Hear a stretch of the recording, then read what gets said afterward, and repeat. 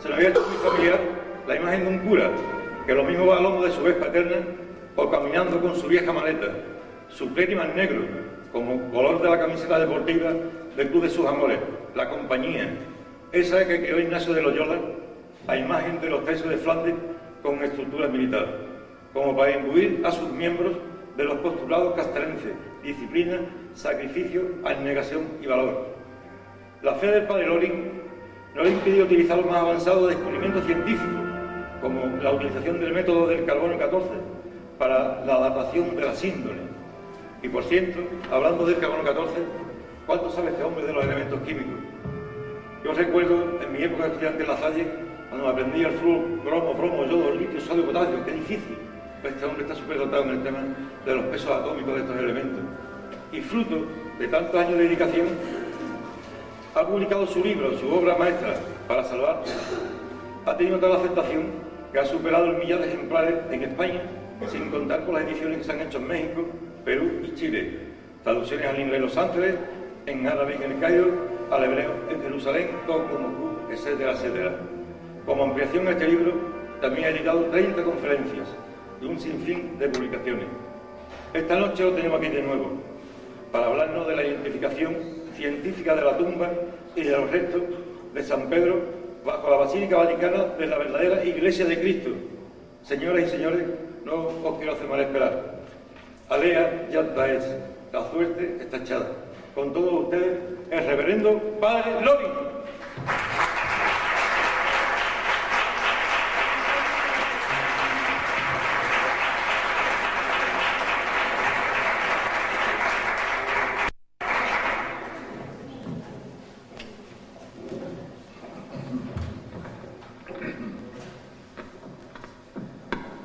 Señoras y señores, muchas gracias a Pepe Borja por sus amables palabras y gracias también a esta asociación de cargadores, La Cuadrilla, que se encarga de sacar los pasos de Semana Santa en San Fernando, que me ha invitado un año más a exponer aquí una de mis conferencias que ayuden a fortalecer la fe de los isleños.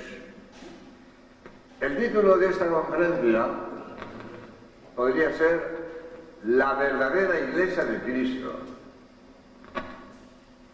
Podríamos dividir a la humanidad en dos grandes grupos, los creyentes y los ateos. Nosotros estamos en el grupo de los creyentes. A los creyentes los podríamos dividir en cristianos y no cristianos. Nosotros estamos en el grupo de los cristianos. Y a los cristianos los podríamos dividir en católicos y protestantes. Nosotros estamos en el grupo de los católicos. Primero, ateos y creyentes. Nosotros, ¿por qué? ¿Por qué somos nosotros creyentes? Primero, porque tenemos sentido común. Tenemos sentido común. Porque comprendemos que este cosmos maravilloso, que se mueve con leyes matemáticas, que formularon Newton y Kepler, pero Newton y Kepler no hicieron las leyes que rigen el movimiento de las estrellas. Ha habido un gran matemático que hizo las leyes que rigen el movimiento de las estrellas. Y a ese gran matemático le llamamos Dios. Creemos en Dios, porque no somos tan necios de creernos que el cosmos, no, la casualidad. No somos necios para decir que el cosmos es obra de la casualidad. Hay que ser donde hay técnica, donde hay organización, donde hay leyes, hay una inteligencia que ha hecho las leyes que rigen la técnica y la evolución. La casualidad no hace técnica. Si yo meto en un cubo 1 millón de libros y tiro el cubo, pero me he equivocado. Si meto en un cubo 1 millón de letras y tiro el cubo, no sale un libro. No sale un libro. Para que las letras se formen, se ordenen formando palabras, y las palabras se ordenen formando frases, hace falta la inteligencia de un hombre que ordene las letras para que formen palabras y las palabras para que formen frases. Pero yo tiro un cubo con 1 millón de letras, no sale un libro. ¡Sentido común! Si yo veo la preciosidad de la Virgen, de la piedad de Miguel Ángel, yo pienso en el artista que de un bloque de piedra saca esa belleza de mujer. Y no digo, hombre, qué casualidad, por erosión salió la Virgen de la Piedad. Por erosión. Hay que ser necio. Cuando yo veo una obra de arte, pienso en el artista que ha hecho la obra de arte. Digo, ¿qué no sabía lo que ha salido aquí? Una obra de arte. Cuando yo veo las maravillas de la creación, desde la belleza de una flor hasta las complicaciones del cosmos, por sentido común, tengo que pensar, ese ser inteligente que ha hecho la naturaleza y ha puesto unas leyes que rigen la naturaleza. Unas leyes que rigen. Y ese ser inteligente le llamo Dios. Y no digo, hombre, qué casualidad. Por casualidad salió el cosmos. O salió todo lo que es la naturaleza. Por lo tanto, porque somos creyentes, porque tenemos sentido común. Punto. Dice la Biblia, el que viendo la naturaleza ignora a Dios es un necio. Palabra de Dios. El que viendo la naturaleza ignora a Dios es un necio. ¿Cómo es posible que tú niegues a Dios contemplando las maravillas de la naturaleza? Eres un necio. Palabra de Dios. Nosotros no somos necios. Creemos en Dios, nada más que abriendo los ojos y mirando la naturaleza. Por eso dice la Biblia, los cielos cantan la gloria de Dios. Los cielos cantan la gloria de Dios.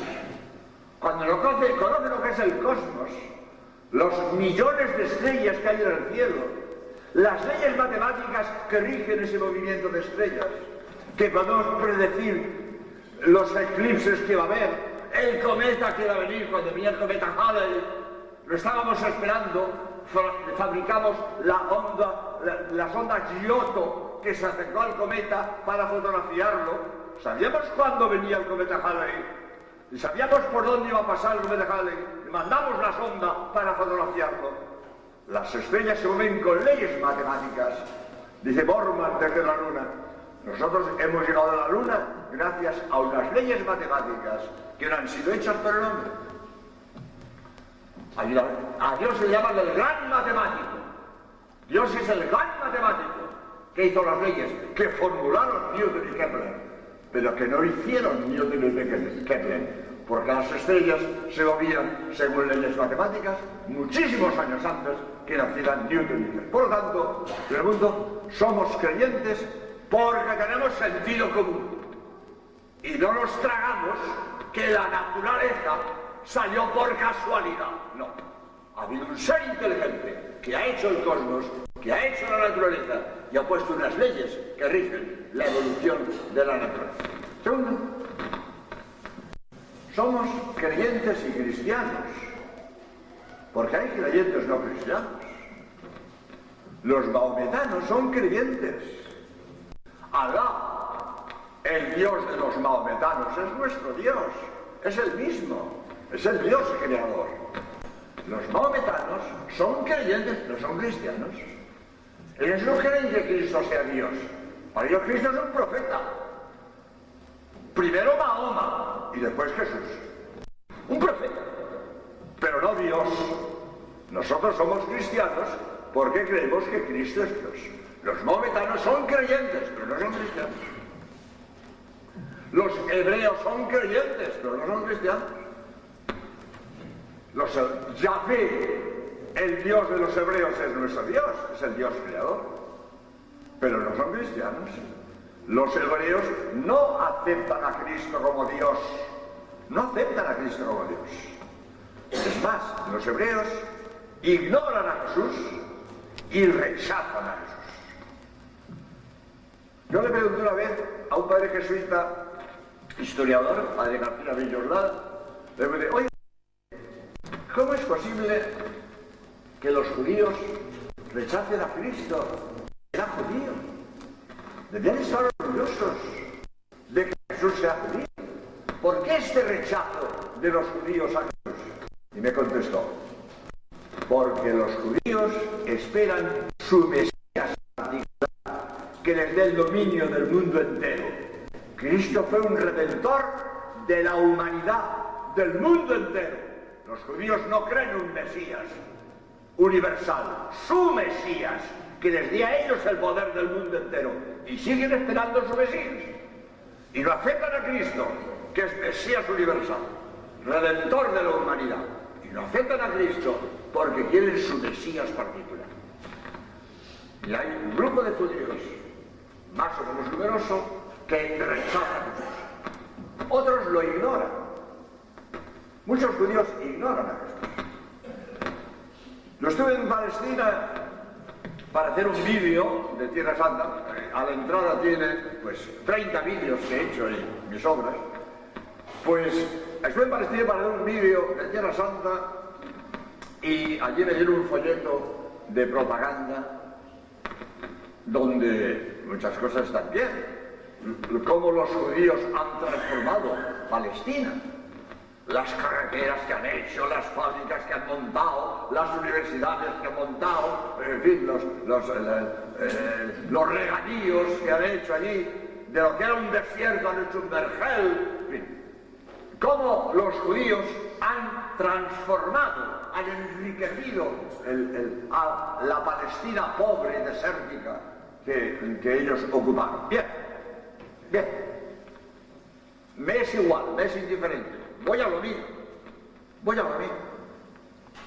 En ese folleto de la propaganda judía están los grandes hombres del pueblo de Israel. Está Moisés, está Gedeón, están los macabeos, está Ben Gurión, el realizador del Estado de Israel. En esa lista no está Jesús de Nazaret. No está Jesús de Nazaret. Pero ¿cómo en la lista de hombres grandes del pueblo hebreo no está Jesús de Nazaret? Si es el judío más conocido en el mundo, más amado en el mundo, que ha influido más en la historia de la humanidad, Jesús de Nazaret, y tenía sangre judía en las venas. ¿Y cómo el pueblo judío ignora al más grande de los hijos de Israel? Pues no está en la lista. Está Moisés, Gedeón, los macabeos, Ben Gurión. Y no está Jesús de Nazaret. Es una injusticia histórica. Cristo es el más grande del pueblo de Israel, el más conocido. Hoy podríamos decir, sin la exageración, a Jesucristo se le conoce en el mundo entero. En el mundo entero se conoce a Jesucristo. A Ben Gurión, seguro que no. Ni a Gedeón tampoco. Pero a Jesús de Nazaret lo conocen en el mundo entero. Segundo, Jesús de Nazaret, el hombre más amado de la historia. Ningún hombre ha sido amado como Jesús de Nazaret. Los grandes personajes de la historia se les admira, pero después de su muerte nadie les ama. Sus parientes, unos años, y se acabó. Todos admiramos a Miguel Ángel. ¿Hay alguien que hoy ame a Miguel Ángel? Todos admiramos a Cervantes. ¿Hay alguien que hoy ame a Cervantes? Jesús de Nazaret hace 2000 años que murió, y si hoy se le ama como a nadie en el mundo. Y miles de hombres y mujeres han dado la vida por Jesús de Nazaret. Unos de golpe en el martirio y otros gota a gota, consagrándoles la vida entera. Jesucristo, el hombre más amado de la historia, y no está en la lista de hombres grandes del pueblo de Israel. Y segundo, Jesús de Nazaret el hombre que más ha influido en la historia de la humanidad. Valores universalmente aceptados hoy son de cura cristiana, son de origen cristiano. Cristo lo predicó y hoy se aceptan en el mundo entero. Y ningún hombre de la historia ha influido en la civilización de la humanidad como Jesús de Nazaret. Y este hombre, el más amado, el más conocido y el que más ha influido, los judíos lo ignoran. Lo ignoran. No está en la lista de hombres grandes del pueblo de Dios. Inconcebible, pero real. Es verdad que hoy hay un grupo de judíos que se acerca a Jesús. Yo estuve en Nueva York dando las conferencias y me encantó, me sorprendió ver chicas y chicos también con camisetas que llevaban escrito Jews for Jesus, los judíos por Jesús. Lo mismo que otras llevaban la camiseta Universidad de Yale o lo que sea, en la camiseta una inscripción.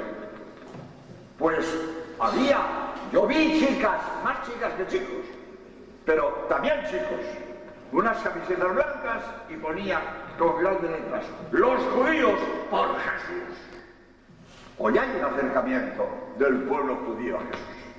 Hay un acercamiento, pero no podemos decir que todo el pueblo judío hoy acepta a Jesucristo, y mucho menos como Dios. Por eso los hebreos son creyentes, creen en Dios, no son cristianos, porque rechazan a Jesús o ignoran a Jesús. Nosotros somos creyentes y cristianos porque aceptamos a Jesús como Hijo de Dios. Y a los cristianos lo podemos dividir en católicos y protestantes. Nosotros somos católicos y no somos protestantes. ¿Por qué somos católicos? Porque nosotros estamos seguros que la única iglesia fundada por Cristo fue la Iglesia Católica, fundada por Cristo en San Pedro. Estamos seguros de ello. Ningún protestante puede decir que su iglesia la fundó Cristo. Nosotros sí. Todas las iglesias protestantes, fundadas por hombres, sabemos quién, cuándo y dónde. El vídeo para salvarte, donde he puesto todo lo que sé, me pareció interesante poner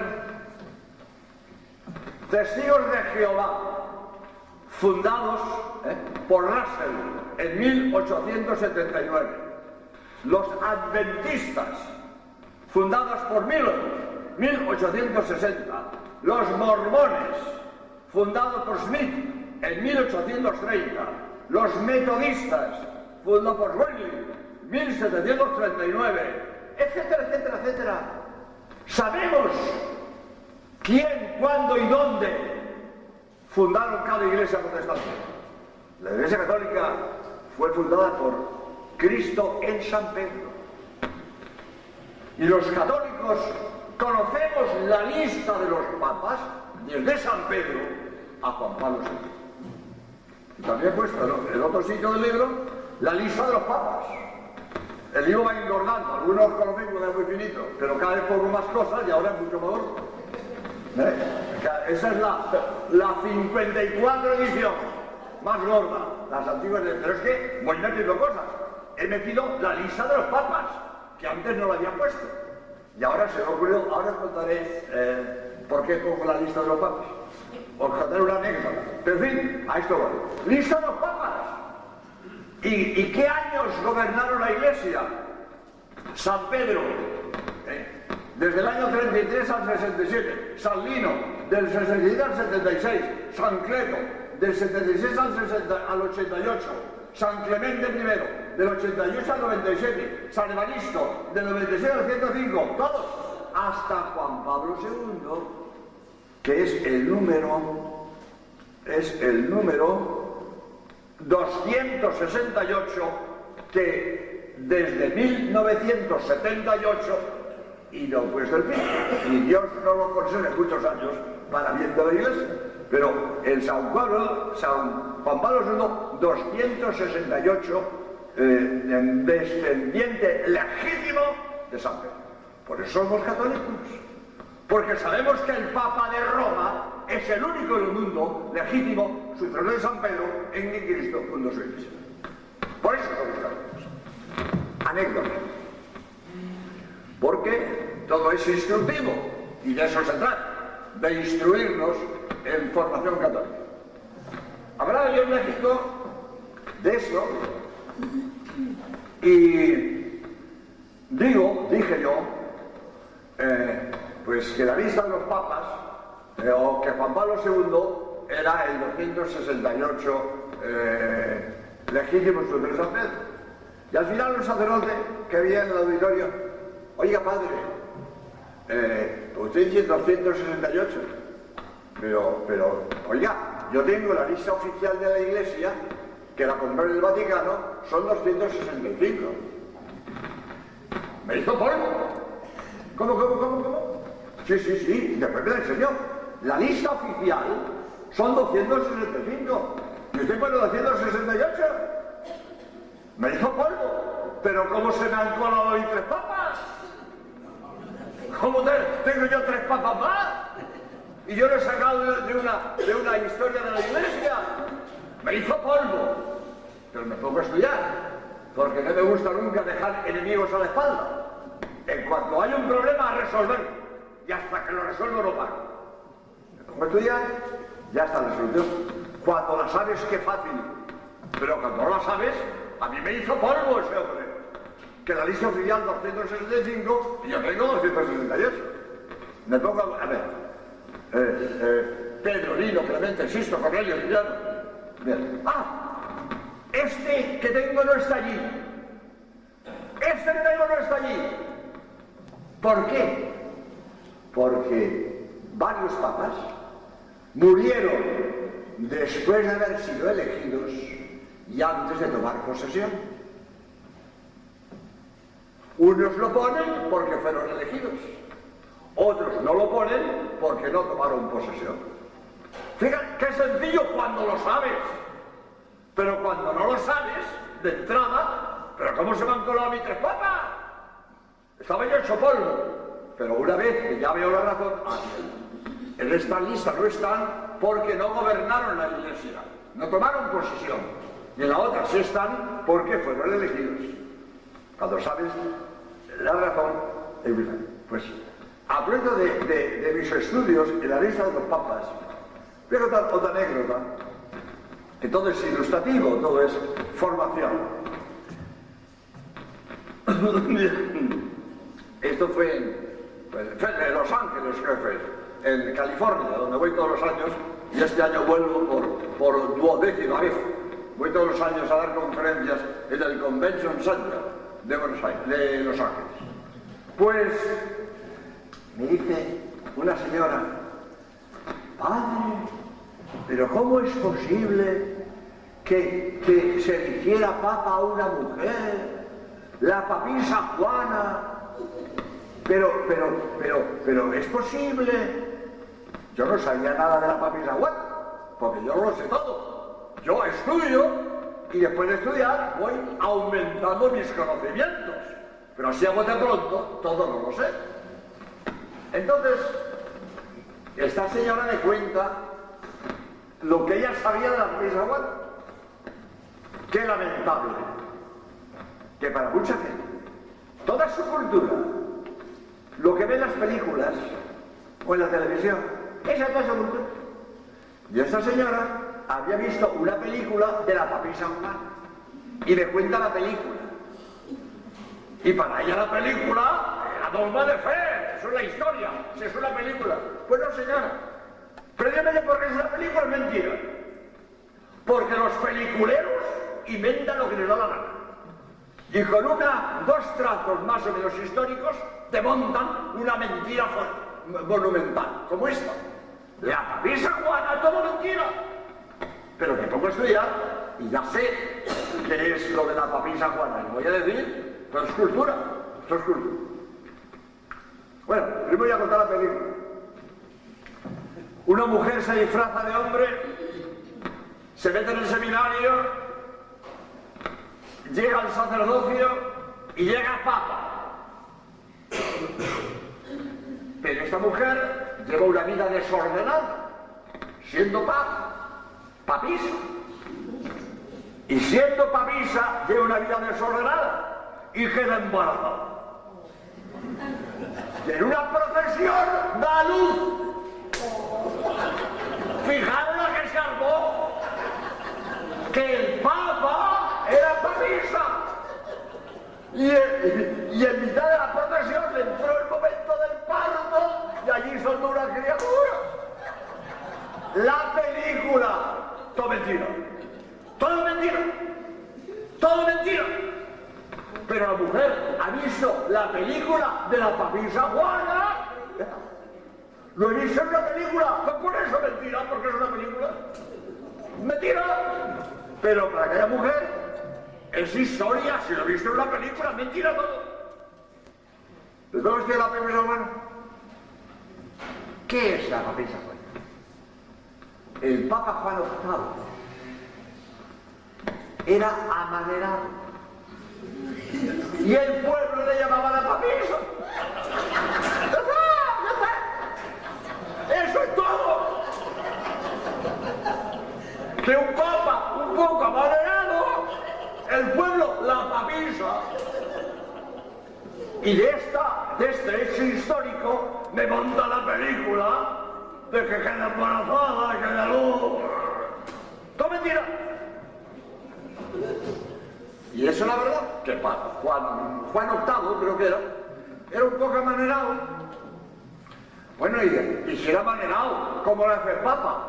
Hombre, si era santo y era listo, a Papa. ¡Ay, que era un poco amanerado! Bueno,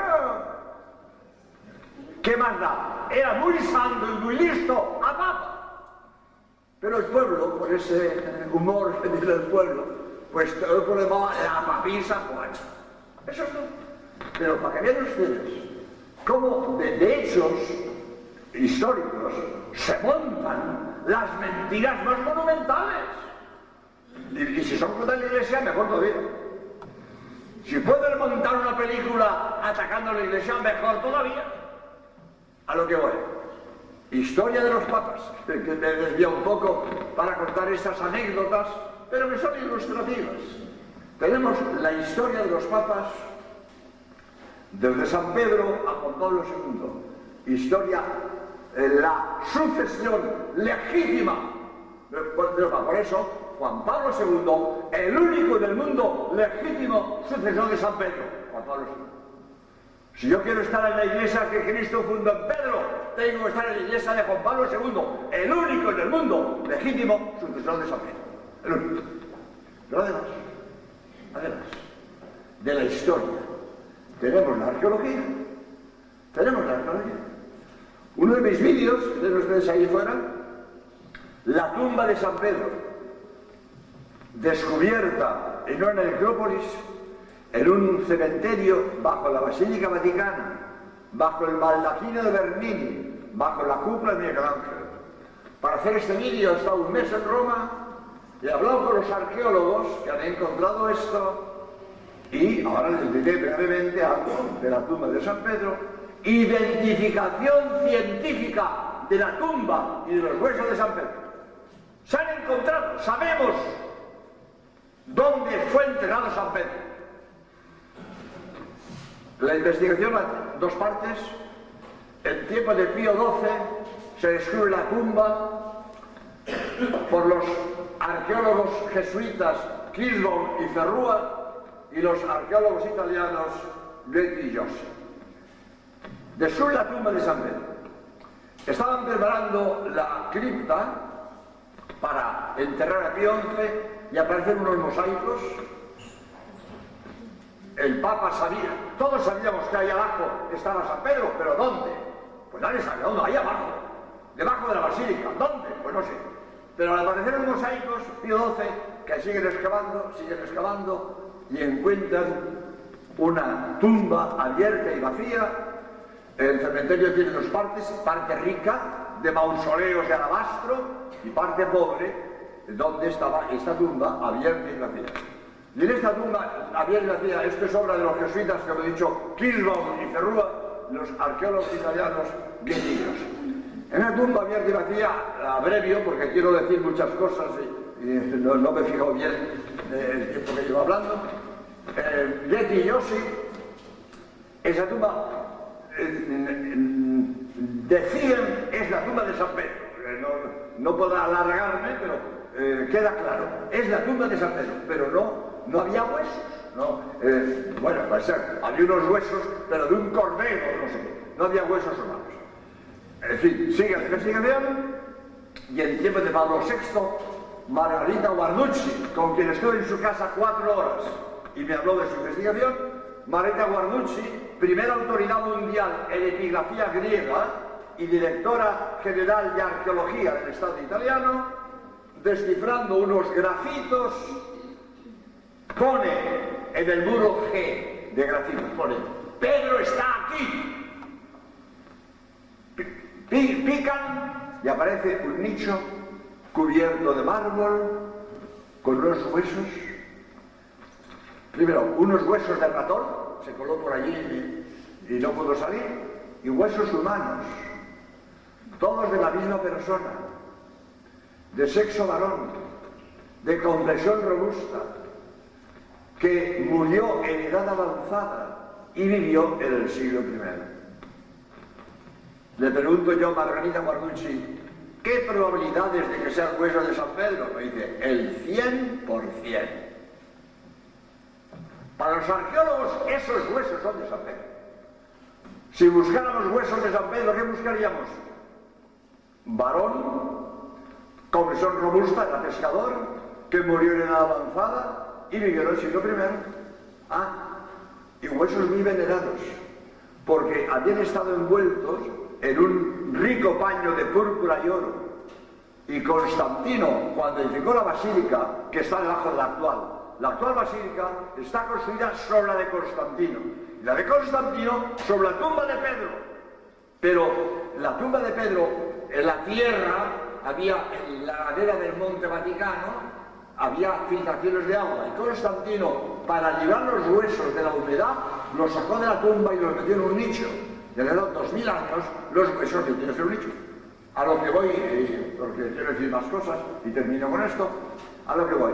Podemos averiguar, afirmar con certeza, según los arqueólogos, que hemos encontrado los huesos de San Pedro, la tumba de San Pedro y los huesos. Y están debajo del altar papal. Todos los papas de Roma han dicho misa sobre la tumba de Pedro, sobre los huesos de Pedro. Hay una continuidad local de San Pedro al Papa de Roma. No solo por la historia, que conocemos los 268 papas desde San Pedro a Juan Pablo II. Además de la lista de los papas, continuidad local. Todos los papas de la historia han dicho misa sobre la tumba de Pedro, sobre los huesos. Por eso decimos, somos católicos. Estamos en la iglesia del Papa de Roma, la única en el mundo que fundó Cristo. Porque todos los protestantes, todas las iglesias protestantes fundadas por hombres, todas fundadas por hombres. Y el primero Lutero. Lutero fue el primer protestante. Antes de Lutero no hubo protestantes. Hubo otras herejías ha habido siempre. Cristilianos, docetas, valdenses, montones de herejías desde el principio del cristianismo. Pero no tiene nada que ver con el protestantismo. No tienen unidad de doctrina, no tienen unidad de gobierno, no han formado una misma comunidad en el tiempo. Herejías independientes. Todas las iglesias protestantes de hoy vienen de Lutero. El primer protestante fue Lutero. Lutero era católico. Lutero era sacerdote. Lutero era religioso. Se peleó con el Papa, se separó del Papa y fundó su iglesia independiente. Por cierto, antes de entrar en otros detalles, es decir, me he acordado ahora, le pregunté yo al padre García Villoslada, este jesuita historiador que ha escrito Historia de la Iglesia, le pregunté: usted, ¿cómo es posible que Lutero haya tenido tanto influjo en la historia, el arraigo que ha tenido el protestantismo? Y me contestó el padre García Villoslada, historiador: porque Lutero fue apoyado por los príncipes alemanes que, levantando la bandera del protestantismo, se independizaron del católico rey de España.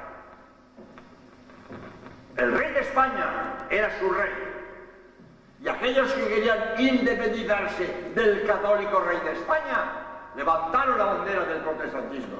Esa es la razón de que Lutero tuviera tanto arraigo en el mundo centroeuropeo. Pero lo que voy, Lutero fundó su iglesia 1500 años después de morir Cristo. Como Cristo va a fundar el protestantismo si el protestantismo nace 1500 años después de morir Cristo? Cristo no pudo fundar el protestantismo. Todas las iglesias protestantes fundadas por hombres, sabemos quién, cuándo y dónde, todas fundadas por hombres. Es decir, porque todo esto es formación, es decir, que Lutero podía tener razón en los defectos que achacaba a la iglesia de su tiempo. Podía tenerlo. La iglesia de tiempos de Lutero tenía defectos, como los puede tener hoy y los puede tener mañana. La iglesia, lo que tiene de divino es perfecto, pero lo que tiene de humano es imperfecto. La iglesia está hecha de hombres, los hombres somos limitados, nos equivocamos y somos pecadores. La parte humana de la iglesia puede tener defectos, la parte divina no, porque es de Dios, la parte humana sí. Y que la iglesia en tiempos de Lutero tuviera defectos no es problema, no es problema. Pero Lutero se equivocó, porque rompió con la iglesia, se fue de casa. Ningún buen hijo que ve defectos en su madre se va de casa pegando un portazo. Si uno es buen hijo y ve defectos en su madre, con cariño procura corregirla en sus defectos, que es lo que han hecho los santos reformadores de la iglesia. La iglesia ha tenido muchos santos reformadores y han reformado la iglesia con su virtud, eso sí, pero no marchándose y pegando un portazo como hizo Lutero. Lutero se equivocó, aunque algunos de los defectos que achacaba, pues sí, fue verdad, aquello estaba mal, pero un buen hijo no se va de casa pegando un portazo. Lutero se equivocó, pero el apoyo político que encontró en los príncipes alemanes hizo que el protestantismo arraigara en Centroeuropa. Pero, como todas las cosas humanas, los luteranos fueron peleándose entre sí y el protestantismo fue subdividiéndose. Y hoy en la iglesia protestante hay más de 400 iglesias independientes. Hay un libro de Crivelli, se llama Diccionario de sectas protestantes. Más de 400 sectas protestantes. Han ido peleándose entre sí y subdividiéndose entre sí. Por lo tanto, digo que no nos llama la atención el ver tantas iglesias protestantes, independientes unas de otras. ¿Por qué? Porque se van peleando. Por ejemplo, los testigos de Jehová vienen de los adventistas,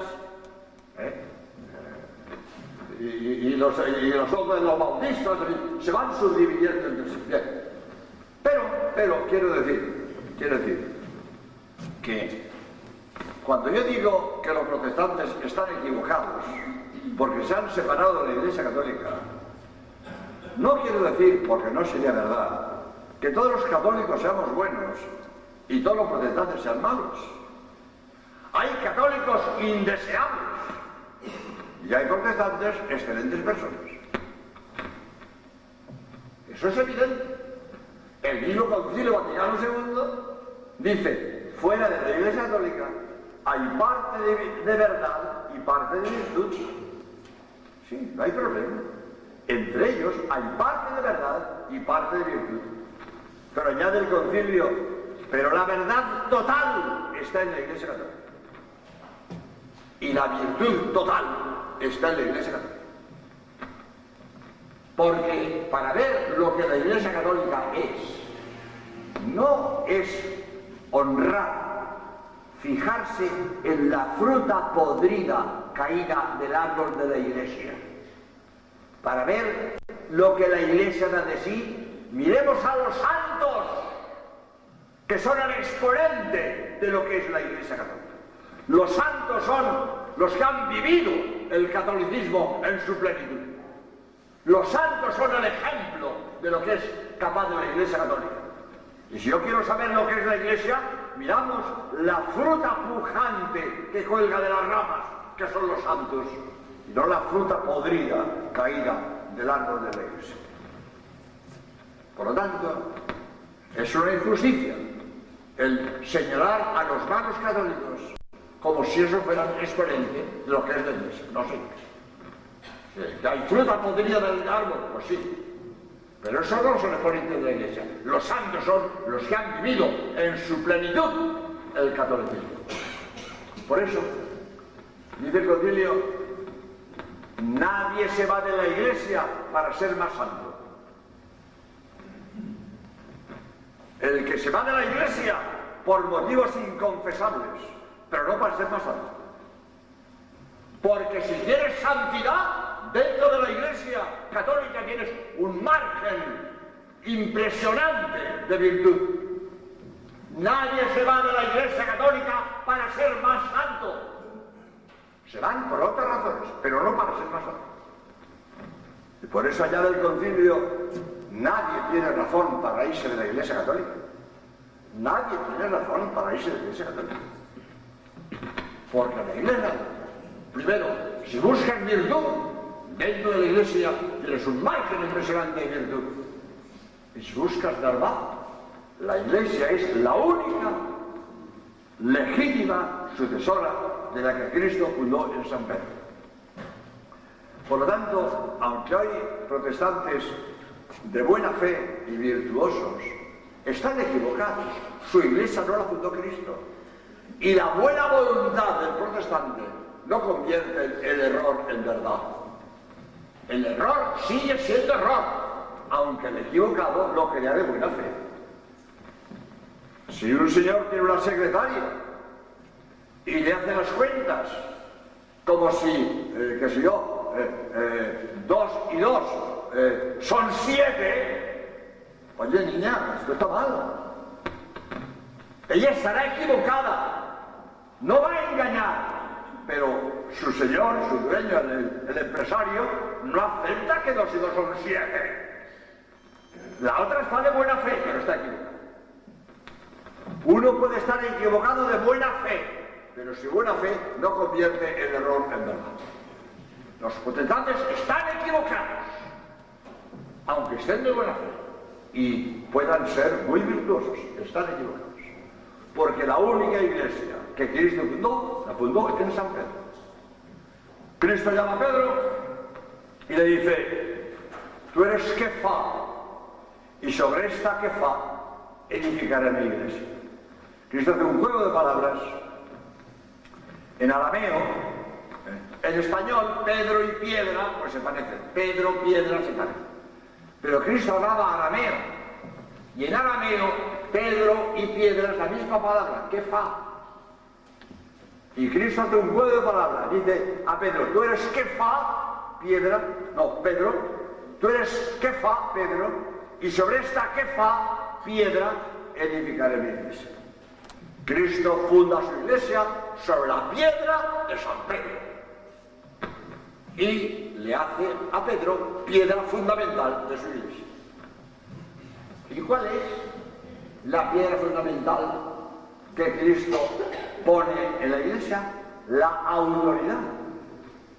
La autoridad. En la iglesia es fundamental la autoridad, como en toda sociedad. Toda sociedad sin autoridad se desmorona. Hace falta autoridad. Y todos estos católicos por libre, que pretenden ir por su cuenta, rechazando la autoridad de la Iglesia, están equivocados. Están equivocados. La Iglesia está fundada sobre la autoridad del Papa, porque Cristo lo ha hecho piedra fundamental de su Iglesia. La autoridad del Papa. Por eso tenemos que seguir, obedecer al Papa en todo. Y el que desobedece al Papa se equivoca. Se equivoca.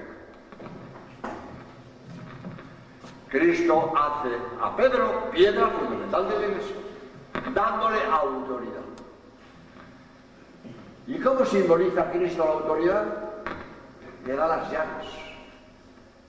Le dice Cristo: yo te daré las llaves del reino de los cielos. Lo que haces en la tierra quedará atado en el cielo. Lo que desates en la tierra quedará desatado en el cielo. Cristo le da a Pedro las llaves del reino de los cielos. Y en la entrega de llaves es transmisión de autoridad. Tenemos en el arte español dos cuadros muy bonitos que expresan esto. El cuadro de las lanzas de Velázquez. Está el príncipe de Nassau entregando las llaves al marqués de Spínola, la rendición de Breda. Pues el príncipe de Nassau entrega las llaves de Breda al marqués de Spínola, le rinde Breda, rinde la ciudad. ¿Y cómo rinde la ciudad? Entregándole las llaves al marqués de Spínola. Esa entrega de llaves es transmisión de autoridad. Otro cuadro muy bonito es el rey Boabdil cuando entrega las llaves de Granada a los reyes católicos. Cuadro de Pradilla. Lo mismo. Está Boabdil entregando las llaves de Granada a los reyes católicos. Y esa entrega de llaves es transmisión de autoridad. Por lo tanto, Cristo funda la Iglesia con autoridad y en la Iglesia tenemos que obedecer al Papa. Y hoy está muy de moda el opinar contra lo que manda el Papa. Pero por desgracia, todo el que opine contra el Papa se equivoca. Y antes o después quedará en el olvido. Porque lo único que da quedar en pie es la Iglesia Católica, aunque Cristo le prometió estar con ella hasta el fin del mundo. Y la Iglesia Católica, en la Iglesia de Cristo ha puesto al frente al Papa. Y cuando Cristo quiere señalar el rumbo a su nave, se lo dice el capitán, no al marinero de cubierta encargado de baldear. Cristo, el rumbo, se lo da al capitán, al que va en el timón. Cuando Dios quiere señalar el rumbo de la Iglesia, se lo dirá al Papa, y no un cualquiera, marinero de cubierta. Tú baldea el suelo, que es lo tuyo, y no quieras dirigir la nave de la Iglesia. Que la Iglesia tiene su capitán, y el capitán sabe el rumbo, porque Dios se lo dice a él y no a ti. Porque hoy es muy frecuente encontrar esos cristianos que piensan por libre lo que la Iglesia tiene que hacer, por dónde la Iglesia tiene que ir. Por donde ellos piensan, donde ellos quieran. La Iglesia va donde diga el Papa, que Dios ha puesto en el timón de su nave, y a él le dice la ruta que tiene que seguir, y no al marinero de cubierta, que su misión es baldear. Bien. Digo todo esto porque es necesario este respeto a la autoridad, al Papa. Porque es el único en el mundo legítimo sucesor que somos. Pero el Concilio Vaticano II habla de libertad religiosa. Hoy ha querido el Concilio fomentar o imponer la libertad religiosa. Y esto de que el Concilio tiene un decreto, un documento sobre libertad religiosa, ha equivocado a mucha gente. Si el Concilio manda libertad religiosa, lo mismo va a ser una cosa que otra. Hay libertad. que cada cual haga lo que quiera. El que quiera ser católico, católico, el que quiere ser protestante, protestante, el que quiere ser judío, judío, y el que quiere ser maometano, maometano. Libertad religiosa. No, señor. No, señor. El mismo concilio que dice libertad religiosa, dice, el hombre tiene obligación de buscar la verdad, y esa verdad está en la Iglesia Católica. Dice el Concilio Vaticano II, la Iglesia de Cristo pervive hoy en la Iglesia Católica. Y el que quiere estar en la Iglesia que Cristo fundó en Pedro, tiene que estar en la Iglesia Católica, la única en el mundo fundada por Cristo. Ahí está, en la Iglesia Católica. Porque eso de libertad religiosa no es que todas las religiones sean iguales. Es de sentido común. No pueden ser iguales. Si son contradictorias. Dos cosas contradictorias no pueden tener razón al mismo tiempo. Si yo digo que Cervantes nació en España, yo te dice que Cervantes nació en Inglaterra, los dos no podemos tener razón al mismo tiempo. Las religiones son contradictorias. Nosotros creemos que Cristo es Dios. Los testigos de Jehová niegan que Cristo es Dios. No podemos tener razón los dos al mismo tiempo. Por eso los testigos de Jehová son rechazados por las asambleas protestantes, porque los protestantes en general creen que Cristo es Dios. Los testigos de Jehová niegan que Cristo es Dios, pues las asambleas protestantes no aceptan a los testigos de Jehová. Nosotros creemos en la Eucaristía, los luteranos niegan la Eucaristía. Todos no podemos tener razón al mismo tiempo. Las religiones son contradictorias. No todos son igualmente buenos. La verdad está en la Iglesia Católica.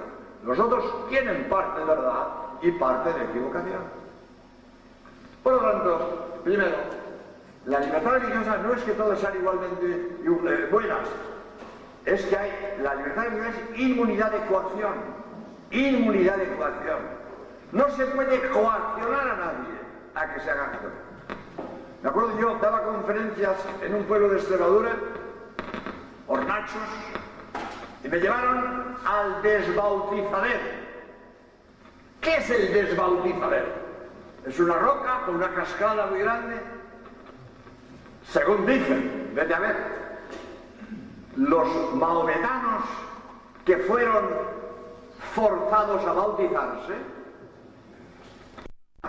al desbautizadero, a ponerse debajo de la cascada para quitarse el bautismo. Eso me dijeron a mí en Hornachos, el desbautizadero. ¿A qué venían los moros a desbautizarse? Los moros que los habían bautizado forzándolos. Si eso es verdad, que no sé, pero si es verdad que a alguien lo bautizan contra su voluntad, no vale, no vale, no vale. A nadie se le puede obligar a que sea católico. Podemos ofrecemos el catolicismo. El que quiera lo toma y el que no lo deja. Pero no podemos forzar a nadie a que sea católico. Libertad religiosa, inmunidad de coacción. Ofrecemos el catolicismo para que lo coja el que quiera y lo deje el que no quiera. Ahora bien, entonces, voy a terminar. Entonces, ¿por qué bautizamos a los niños pequeños? Porque a los niños pequeños hay que darle lo que nosotros creemos que es bueno. Y como creemos que la fe católica es la verdad, se la damos. Y cuando sea mayor, aceptará o rechazará, él verá. Pero le damos lo que creemos que es bueno. Y le damos la fe porque creemos que es bueno. Lo mismo que le enseñamos la higiene o hablar correctamente. Y si el niño dice, se me ha rompido el juguete. Niño, no se dice rompido, se dice roto. Y tú no dejas que el niño diga rompido, se dice roto. Le enseñas a hablar, le enseñas a lavarse, le enseñas a que coma con educación. Educas al niño y de mayor aceptará la higiene y hablará correctamente y aceptará la fe. Pero de niño tenemos que educarle en la fe. Tenemos que educar en la fe, porque es un bien. Y si a nuestros hijos les damos la fe, es el mayor bien que les podemos dar. Más que una herencia millonaria o un título nobiliario. La fe es el mayor bien que podemos dejar a nuestros hijos. Por lo tanto, aunque hay libertad religiosa, es inmunidad ecuación para los adultos. Pero los niños debemos educarlos en nuestra fe, porque es el mayor tesoro que le podemos dar. Pues demos gracias a Dios de haber nacido en la Iglesia Católica y pidámosle de corazón que nos ayude para en ella vivir y morir. Muchas gracias.